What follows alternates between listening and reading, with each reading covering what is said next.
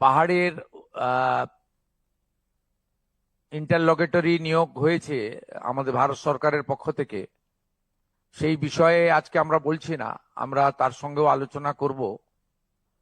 পাহাড়ের যে বিষয়গুলো রয়েছে মূলত ডেভেলপমেন্ট ওরিয়েন্টেড, সেই বিষয় নিয়ে আমরা একটা শর্ট টার্ম পরিকল্পনা আজকে নিয়েছি। সেই পরিকল্পনার অন্তর্গত আমাদের যে 4টি পুরসভা রয়েছে তার মধ্যে দার্জিলিংয়ে ইলেকটেড বডি রয়েছে, বাকি 3টেতে আমাদের প্রশাসক হিসেবে পলিটিক্যাল লোকেরা ছিল, সেখানে আমরা মহকুমা শাসকদের প্রশাসক হিসেবে দায়িত্বভার অর্পণ করেছি। আমরা চাই পাহাড়ের মানুষ তাদের যে নাগরিক পরিষেবা এবং উন্নয়নের যে অধিকার সেটা তারা পাক।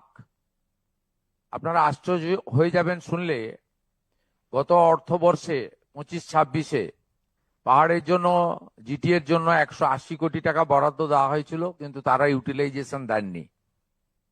2026-27-এ 170 কোটি টাকা বরাদ্দ বাজেটারি প্রভিশন রাখা হয়েছিল, কিন্তু অ্যানুয়াল অ্যাকশন প্ল্যান না দেওয়ার জন্য তারা 1 টাকাও নিতে পারেননি। এর ফলে জিটি এর কাছে হোম ছাড়া, পুলিশ ছাড়া যে দায়িত্বগুলো অর্পণ করা আছে সেই কাজগুলো কিন্তু তারা কোনোটাই করতে পারেননি বা করার ইচ্ছা তাদের নেই। আমরা দ্রুততার সঙ্গে GTA principal secretary Shama Parveen মহোদয়াকে আমরা বলেছি যে স্থানীয় সাংসদ বিধায়কদের সঙ্গে পরামর্শ করে এবং যেগুলো প্রয়োজন রয়েছে স্কিমগুলো দ্রুততার সঙ্গে পাঠানোর জন্য। আমরা মিউনিসিপ্যাল অ্যাফেয়ার্সের সেক্রেটারিকে বলেছি যে মিউনিসিপ্যালিটিগুলোতে আমাদের যে বেসিক মিনিমাম এমিনিটিস অর্থাৎ drinking water, road, health system, education এবং স্ট্রিট লাইট থেকে শুরু করে, পার্কিং থেকে শুরু করে, বাস স্ট্যান্ড থেকে শুরু করে আমাদের অন্যান্য যা রয়েছে টুরিস্ট স্পটেস, টুরিস্ট এমিনিটিস, এই বিষয়গুলো পুলিশ এবং অন্যান্য ডিপার্টমেন্টের সঙ্গে কোঅর্ডিনেশন করে ইমিডিয়েট করতে। আমাদের উত্তরবঙ্গে প্রায় 25টা মতো বড় চা বাগান দীর্ঘদিন ধরে বন্ধ আছে। এর ফলে হাজার হাজার চা শ্রমিক বেকার হয়ে আছে। আমাদের মাননীয় প্রধানমন্ত্রী 2021-এর বাজেটে চা শ্রমিকদের জন্য স্পেশাল প্যাকেজ দিয়েছিলেন 1000 কোটি টাকার। সেই প্যাকেজ অনুযায়ী রাজ্য সরকারের কিছু ভূমিকা ছিল, কমিটি বানাতে হতো, তারা সেটা বানাননি। এর ফলে আমাদের উত্তরবঙ্গ চা বাগান এলাকা বঞ্চিত হয়েছে।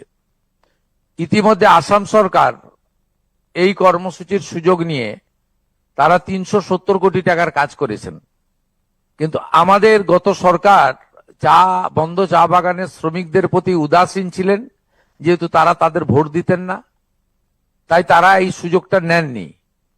আমরা টি বোর্ডের deputy chairman is mister Murugan সাহেবকে এখানে ডেকেছিলাম, তিনিও এখানে আছেন। তাকে অবিলম্বে আসামে ভিজিট করে এখানেও চা শ্রমিকদের যে কর্মসূচি মাননীয় প্রধানমন্ত্রী নরেন্দ্র মোদীজির ড্রিম প্রজেক্ট, এটা কার্যকর করার জন্য বলেছি। এবং পাহাড়েও যে 10 থেকে 12টি চা বাগান বন্ধ আছে, সেখানেও 10,000-এর বেশি শ্রমিক কষ্টে আছেন, তাদেরকেও এই প্যাকেজের আওতায় আনতে পারি। ভারত সরকার আমাদের অ্যাপ্রক্স, আমাদের মাননীয় মন্ত্রী পীযূষ গোয়েলজি বলেছেন যে 300 কোটি টাকা পর্যন্ত তারা এই অর্থবর্ষে, আমরা যদি প্রপার গাইডলাইন ফলো করি, দিতে পারেন। আমরা চাই এই 300 কোটি টাকা দিয়ে আমাদের হিল থেকে তরাই পর্যন্ত চা শ্রমিকদের কল্যাণ করার জন্য। আমাদের গতবারে যে ডিজাস্টার হয়েছিল তাতে 100টা মতো বাড়ি আমাদের ভেসে গেছিল বা তারা শেল্টারলেস হয়ে গিয়ে এখনো তারা কমিউনিটি হলে রয়েছে। সেই বাড়িগুলোর জন্য জায়গা ইতিমধ্যে জেলা প্রশাসন বরাদ্দ করেছেন, কিন্তু বিগত সরকার অর্থ দেননি। 10টা বাড়ি মাননীয় সাংসদ রাজু বিস্তার উদ্যোগে কিছু সিএসআর কর্মসূচি থেকে তিনি করতে পেরেছেন তার ব্যক্তিগত উদ্যোগে। বাকি 90টা বাড়ির জন্য আমরা আজকে 3 লক্ষ টাকা করে এখানে বরাদ্দ করলাম। জেলা শাসক মহোদয়া দ্রুততার সঙ্গে এই বাড়িগুলো নির্মাণ করবেন এবং স্থানীয় বিধায়ক ভরত ছেত্রী তিনি এই বিষয়টা উত্থাপন করেছেন, সেটা আমরা আজকে এখানে সিদ্ধান্ত নিয়েছি। এর বাইরেও বেশ কিছু অভিযোগ আমাদের আছে জিটিএ নিয়ে। একটা হচ্ছে টিচার রিক্রুটমেন্ট স্ক্যাম। সেই টিচার রিক্রুটমেন্ট স্ক্যামে প্রায় 400-র বেশি টিচারকে অবৈধভাবে নিয়োগ করা হয়েছিল। কলকাতা হাইকোর্টে মামলা ছিল এবং সেখানে সিবিআই ইনভেস্টিগেশনের অর্ডার হয়েছিল। তদানীন্তন রাজ্য সরকার সুপ্রিম কোর্টে গিয়ে এই মামলায় স্থগিতাদেশ দিয়ে রেখেছেন। আমি মাননীয় সিএস মনোজ আগরওয়ালজিকে বলেছি যে আমরা এই মামলা থেকে এক্সিট করে যাব, রাজ্য সরকার বেরিয়ে আসবে, তাহলে স্টেট গভর্নমেন্ট হাইকোর্টের যে অর্ডার সিবিআই ইনভেস্টিগেশন সেটা চালু হয়ে যাবে এবং এর সঙ্গে যারা যুক্ত তাদের সিবিআই ইনভেস্টিগেশন করে তাদের আইন অনুযায়ী ব্যবস্থা নিতে পারবে, কোর্ট অর্ডার অনুযায়ী। এটা আমাদের 1 নম্বর সিদ্ধান্ত রিগার্ডিং করাপশন। সেকেন্ড হচ্ছে এখানে গোর্খা জনমুক্তি মোর্চার পক্ষ থেকে আমাদের অমৃত প্রকল্পে প্রায় 1200 কোটি টাকার ওখানে জল কানেকশন নিয়ে একটা অভিযোগ দিয়েছেন, আর জিটিএর জেনারেল কিছু দুর্নীতি নিয়ে অভিযোগ দিয়েছেন। একটা সিএস এর মাধ্যমে হোম সেক্রেটারিকে আমরা বলেছি একটি স্পেশাল ইনকোয়ারি টিম পাঠাতে, 7 দিনের মধ্যে রিপোর্ট আমার টেবিলে আসবে। আরেকটা সিএস এর মাধ্যমে আমি মিউনিসিপ্যাল অ্যাফেয়ার্স এর সেক্রেটারিকে ডাইরেকশন দিয়েছি, তিনিও 7 দিনের মধ্যে অমৃত প্রকল্পে যে দুর্নীতি হয়েছে সেটা জানাবেন। আপাতত যে এজেন্সি কাজ করেছে তাকে যতক্ষণ না ইনভেস্টিগেশন কমপ্লিট হয় ব্ল্যাক লিস্টেড করার জন্য আমরা আজকে এমইডি সেক্রেটারিকে আমরা ডাইরেক্ট করলাম এবং তিনি পিএইচই কেও জানিয়ে দেবেন যাতে যতক্ষণ না ইনভেস্টিগেশন কমপ্লিট হচ্ছে এই এজেন্সি ব্ল্যাক লিস্টেড থাকবে।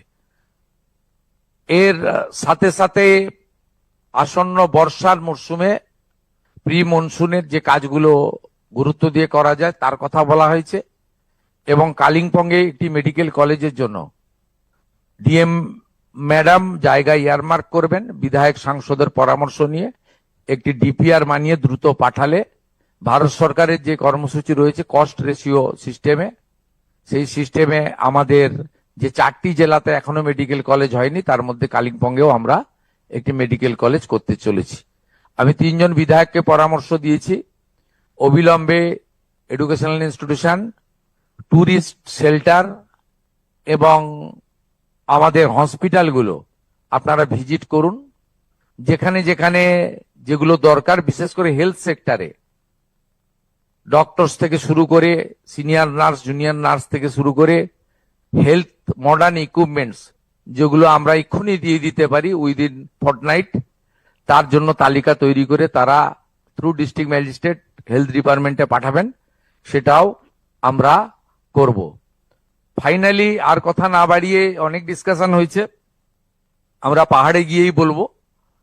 আমি এখানে আগামী 2 তারিখে টি বোর্ডের ডেপুটি চেয়ারম্যান পাহাড় ভিজিট করবেন, আগামী 7 তারিখে মিউনিসিপ্যাল অ্যাফেয়ার্স এর সেক্রেটারি প্রিন্সিপাল সেক্রেটারি তিনি পাহাড় ভিজিট করবেন, আর আগামী 10 দিনের মধ্যে ডিজাস্টার ম্যানেজমেন্টের প্রিন্সিপাল সেক্রেটারি পাহাড় ভিজিট করবেন এবং সেখানে তিনি আমাদের এনডিআরএফ এবং অন্যান্য সেন্ট্রাল এবং স্টেট এজেন্সির সঙ্গে মিটিং করে কুইক রেসপন্স টিম তৈরি করে রাখবেন, যাতে গতবারে দুর্গাপুজোর সময় আমাদের অক্টোবর মাসে যে ডিজাস্টার হয়েছিল সেই রকম ডিজাস্টার আমরা আশা করি, আমাদের ঈশ্বর করুণা করবেন, এ ধরনের ঘটনা ঘটবে না। তবু আমাদের যে প্রস্তুতির ল্যাকুনা ছিল আমরা দেখেছি, গতবারে পুরো অ্যাডমিনিস্ট্রেশন রেড রোডে ছিল কার্নিভালে, তাদের যেতে 48 ঘন্টা লেগেছে।